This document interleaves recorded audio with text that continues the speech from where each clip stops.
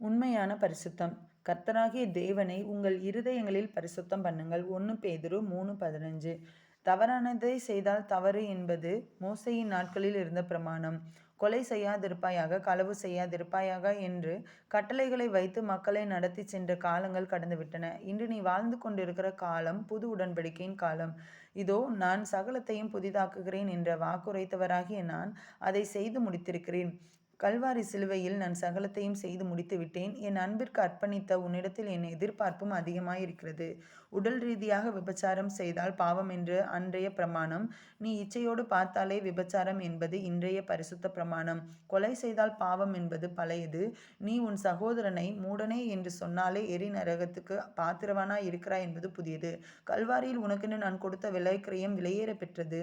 இதற்கு நான் உன்னிடத்திலிருந்து எதிர்பார்ப்பதெல்லாம் அதற்கேற்றபடியான வாழ்க்கை. மன்னிக்க மறக்காதே. வீணாக